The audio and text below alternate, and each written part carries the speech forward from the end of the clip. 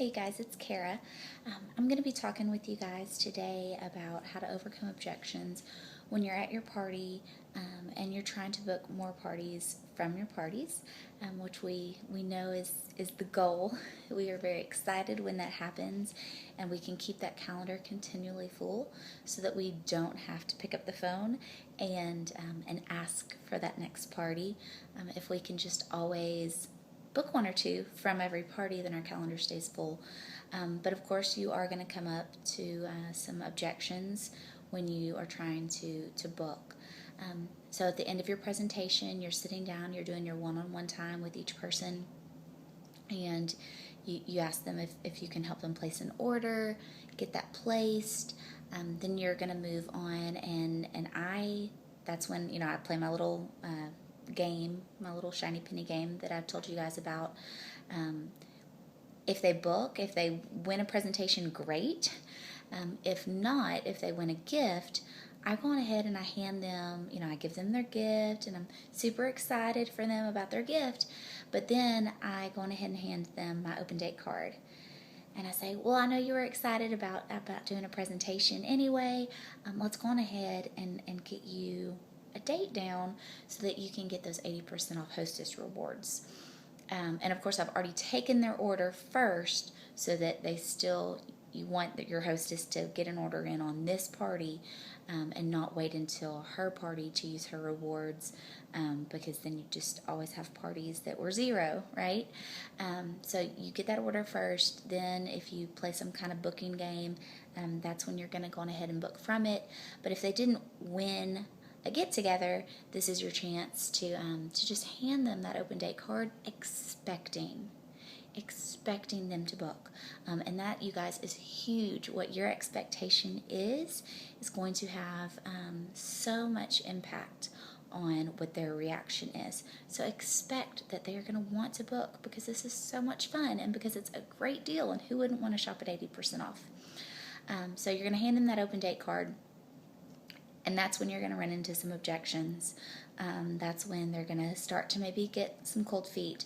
And these might be what you hear. And here's kind of some ideas that, again, practicing. If you get with your area manager and practice this verbiage so that as soon as they give you one of these objections, you can come right back. And it doesn't sound like you're arguing, but you do want it to sound confident. Just, oh, yeah, totally, I understand. Here's a solution. I'm providing you a solution so that you can do what you want to do, which is have so much fun with your friends at this get-together. So some objections you're going to run into. I'm too busy. Oh, I'd love to, but this month is crazy. It would have to be next month. I'm just too busy right now. Your response is going to be, oh, girl, I totally understand. We are all super busy. This month is crazy for me, too. That's why I really like to pamper people at my get-togethers. Kind of think of it as a girls' night in, a chance to catch up, relax, be pampered. You just get the people there, and I'll take care of the rest. Here, if you will, here's my email address. Send me your guest list. I will do everything else for you.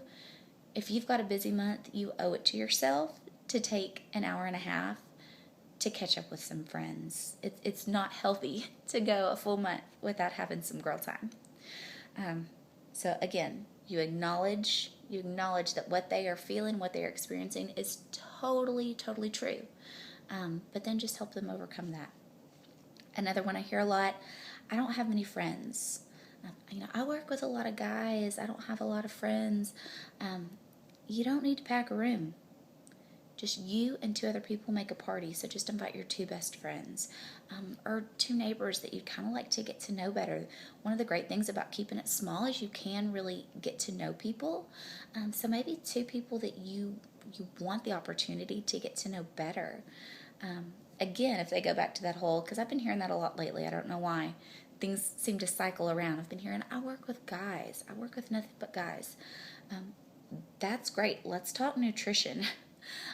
Guys love protein shakes and energy drinks, right? Let's do a co-ed healthy happy hour. So again, you're acknowledging their reality and their truth, and and just offering a solution. Another one, well, let me check with my friends. I definitely want to do this, but I want to make sure that all my friends are there. So let me check with them first, and then I'll get back to you. Again, you do not want to let them get away without having it booked, without having something penciled in.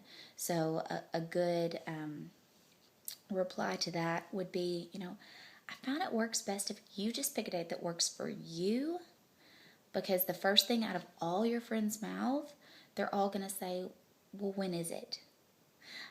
So if you don't have, let's pencil in a date. Let's just pencil in a date. And then as we invite people, if not a single person can make it, we can change it. We can roll with it then. Let's just pencil something in now that we know works for you, and then we can see how it works for everybody else. But it'll go a lot smoother that way, is what I found. So again, another one I hear quite a bit.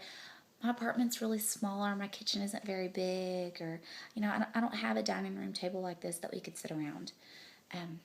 What you can do is just say, hey, do you have a friend that has a place that would be great to use? You guys could co-host and you can split the rewards. That's a fantastic thing to do. And again, this response kind of depends on your personal comfort level. My husband loves it when I have stuff here at the house because it means I have to clean. And I'm not a big fan of cleaning the house, but I will do it for my business. And so I'll say, hey, I've got a great dining room table for this. Come over. I'll even provide the snacks. I've got protein bars and energy drinks. Let's do it at my house. Let's make it super simple for you. So again, just removing that obstacle and removing that objection. If after that, if they still object, if after what you tell them, they're still just not having it, not feeling it, schedule a one-on-one. Acknowledge that, empathize with them and say, that's great. Let's just get together, just me and you. I know that'll be so much easier to plan than a big group thing. What does in 2 days look like? We can meet at Starbucks, or how about on lunch break? Let's grab lunch together. Even if it has to be over the phone, just roll with it. You should know those dates in advance. So schedule a one-on-one, build that relationship. Once you've built that relationship, then ask them to reconsider. As you're closing that one-on-one, then you can bring up the group presentation again. They might just have a misunderstanding about what it is, and they might just need to trust you a little more before they open up and share their network with you. And that's totally fine. You need to respect that. Everybody's going to have a different level of comfort with sharing their network. And that's why we are a belly-to-belly business. It might take a little extra getting to know somebody, but you guys, you never know who that one special contact is, who that ace is that you're going to meet, or that it's going to introduce you to the person who introduces you to the person who just, their soul is crying for this business. So we really owe it to the people who are generations away from joining our business, to keep going and to keep asking and to overcome those objections. So I know that it is uncomfortable. I know it's easier just to say, okay, thank you. That's my tendency. It so is. So I'm preaching to the choir.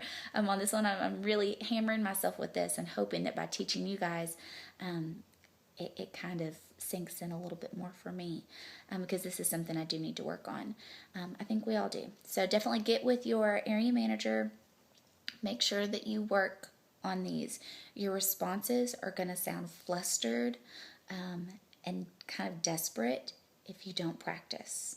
We don't want to sound flustered or desperate. That's not attractive. So get with your upline, practice, because practice makes perfect. Thanks. See you guys.